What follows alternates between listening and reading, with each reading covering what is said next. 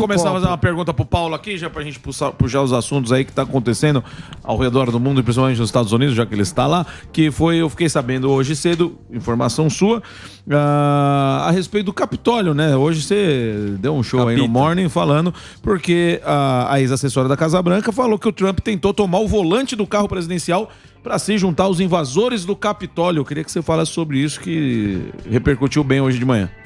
Cara, bombou esse assunto aqui nos Estados Unidos ontem. O que está acontecendo? Em primeiro lugar, o Trump está arrebentando aqui nas primárias. Os Estados Unidos tem primária, né? Que é uma eleição dentro do partido para ver quem vão ser os candidatos que vão concorrer na eleição principal. Então, tudo aqui é uma tradição, existia originalmente só no Partido Republicano.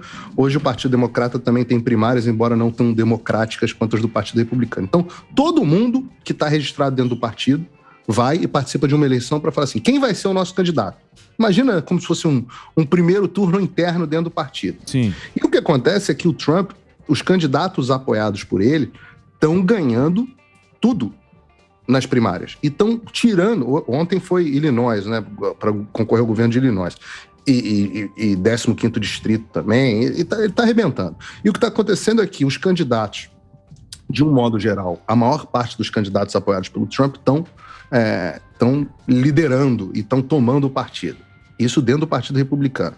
Para as pesquisas mostrando as eleições que vão ter para o Congresso, né? Porque aqui o Congresso vai ter eleição em novembro para o Congresso. O mandato aqui do nosso equivalente ao deputado, que é o nosso representante, ele é só de 2 anos. Então, a cada 2 anos, troca todo mundo e 1/3 do Senado. Então, agora vai ter eleição para governadores, vai ter eleição, um monte de eleição local, vai ter eleição para deputado e vai ter eleição para 1/3 dos senadores. E os republicanos estão dando um banho nas pesquisas, e as pesquisas sempre roubam para o lado democrata. Então, quando diz que os democratas estão com 10 pontos na frente, eles empatam. Só que agora as pesquisas estão dando 10 pontos de vantagem para os republicanos. Então, os democratas estão desesperados, achando que isso vai ser a maior lavada. Nos últimos anos, aqui chama de landslide, que é desmoronamento, uma avalanche.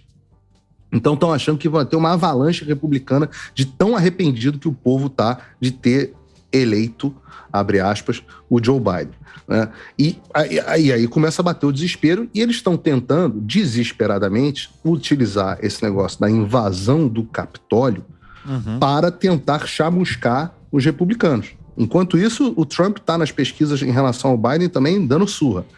E estão tentando chamuscar os republicanos. É óbvio que a imprensa está apaixonada por isso, absolutamente apaixonada, e eles estão tentando dizer que o Trump montou uma insurreição para dar um golpe e tomar o poder com apoio popular. Meu Deus. Exatamente, mais ou menos igual aqui, né? É a democracia. Agora virou a democracia, o Biden representa a democracia e o Trump o fascismo. É isso aí. Vai mais ou menos por aí. Agora, deixa eu fazer uma pergunta para você, Paulo, e você que está aí nos Estados Unidos, você que mora aí. Você acha que se a administração tivesse continuado com o Trump, estaria diferente? Eu acredito que... Deus. Você acha que sim? Meu Deus. Quais são os problemas hoje no mundo? Vamos parar aqui para pensar quais são os problemas no mundo. Primeiro, uma baita inflação. Qual é a principal causa dessa inflação? Tá aí Samidana. Sam tá aí com a gente hoje, tá? Voltou. Foi bem de férias, querido? Foi bem, estive nos Estados Unidos, impressionante, né? Não me chamou pra tomar um café? Foi tão corrido, só fiquei em parque. Mas na ida para os parques eu ficava ouvindo o rádio, e é impressionante como os assuntos se repetem aí e aqui, né? É a inflação, é a gasolina, é a mesma coisa. Inclusive com o Joe Biden pedindo as coisas... Eu acho engraçado, que deve dar um nó na mente. Eu fico imaginando para trabalhar na CNN Brasil. Porque os caras têm que fazer a pauta internacional e chegar na pauta nacional, mudar tudo que eles pensam. Porque, por exemplo, o Joe Biden estava mandando carta para os presidentes das empresas de petróleo para dizer para eles controlarem os preços e não lucrarem tanto. Mais ou menos o que o Bolsonaro estava fazendo na Petrobras.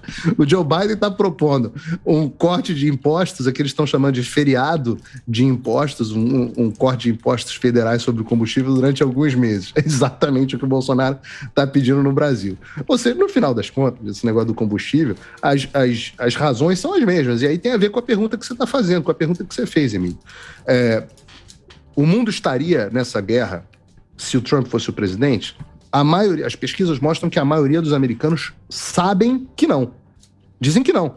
Por quê? Porque o que gerou essa fraqueza do mundo foi o fracasso das relações internacionais americanas e o fracasso das políticas energéticas americanas. O Joe Biden entrou no governo, a primeira coisa que ele fez foi cancelar os contratos de petróleo, de fracking, que é uma forma de exploração de petróleo, aumentar as regulações de exploração de petróleo, cancelou o pipeline, o gasoduto do Keystone, sinalizou para o mercado que o mote democrata de que era uma guerra aos combustíveis fósseis. Ao mesmo tempo, fez uma retirada desastrada do Afeganistão e ele é uma imagem de uma figura débil, uma figura frágil, um homem fragilizado. Outro dia, não sei se vocês viram, se foi noticiado, vazou, juro para vocês, o papelzinho que diz as coisas que o Biden tinha que fazer, que os assessores escrevem para ele.